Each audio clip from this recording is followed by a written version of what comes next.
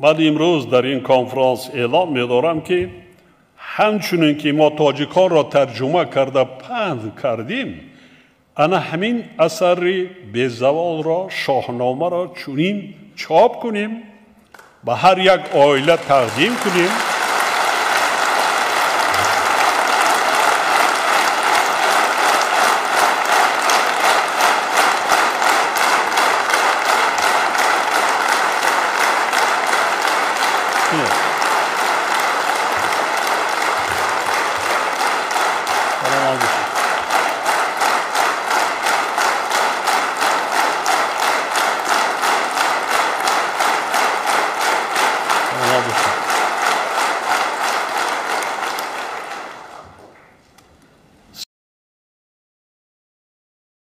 سیاستمداران سطح بزرگی زمان گذشته درباره ملت تاجیک، تمدن و فرهنگ ملت تاجیک بسیار سخنهای تاریخی ابراز داشتند. در زمان خود آنها نوشته شدند، اون را من ننوشتم، اون را من اظهارات نکردم.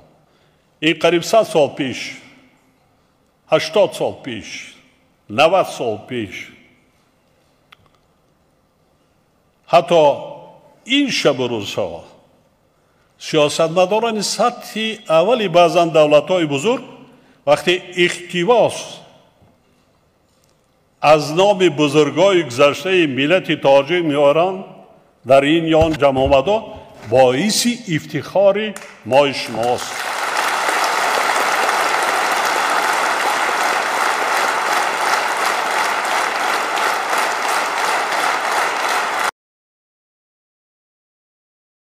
ده سال راهبری کرده است. وقتی من خواستم که موزه ارکستر را تشکیل کنم، در شهر دوشنبه پرسان شدم همکاران تا نیافتم جای زندگی، زیست، خانه، قصر، جای کشکی را که تأسیس نیافتم، نیست. در زادگاهش نایه بابا جان غفور رو جستجو کرده است. این فدایی نیست مگر؟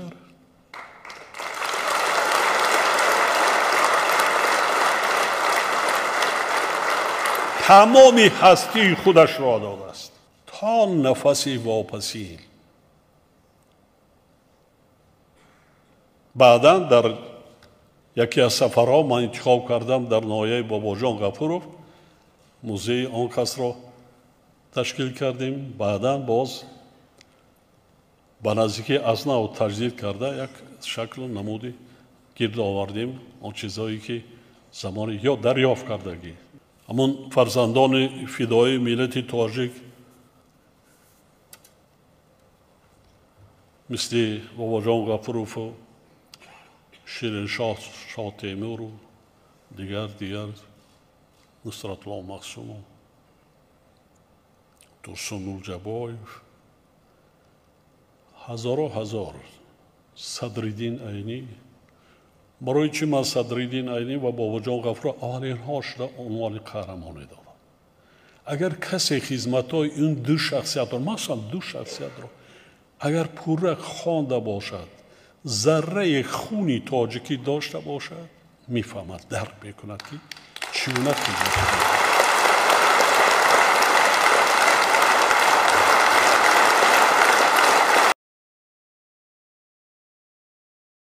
یکی از سبب‌های جنگ شهروندی تحمیلی که در ما سالهای 90 رخ داد، اگر تاریخ باستانشناسان مقایسه کنند با زمانی که سلاله دولتداری سامانیان از بین رفت، قریب که بابای هستند برابر. سبب‌هایش همان زمان هم تاریخ خوانده باشین، نزاع بین عائله برادران می شود، می اندازند دشمنان، دولت را از بین می برند، از داخلشون. عیناً همین خطاگی سال 92 دشمنان ملت تاجیک همین را کار کردند، پدر را با پسر، پسر را با پدر، همه را با یکدیگر شور انداختند که بدبختی خیلی زیادی به ملت تاجیک رسید. 50 ساله ها ما را هر فرصت دور کردن از پیشرفت ترقیات دیگر دور پرداخت. همین جنگی تأمیلی شهروندی. بینید که یک زحمت‌های صدرالدین عینی بابا جان غفور در آن است که ملت را باسواد کند. حس وطن دوستی وطن پرستی ملت تاجیک را بیدار کند. اگر تا وحدت سرجمع ملت نباشد یگان نمود یراق هسته‌ای پیش راه را گرفته نمی‌تواند. مخصوصا در زمان جهانی شوی، زمان انعمی شب روزها ما دیده ایستادیم دنیا را.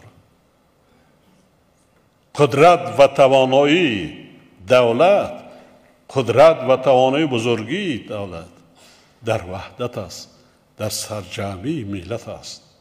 ما سرجم باشیم، با صبر و تحمل باشیم، زیرک باشیم، هوشیار باشیم، حسی بلندی ملی و وطن دوستی و وطن پرستی داشته باشیم، همه کم و کاست زندگی امروزه ما قدم به قدم برطرف می شود.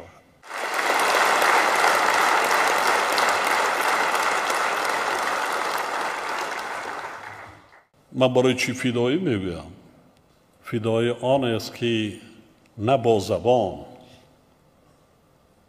با قلبش وطنش، ملتش، فرهنگش، رسم و آیینش دوست می‌دارد، با رفتار و کردارش اثبات می‌کند.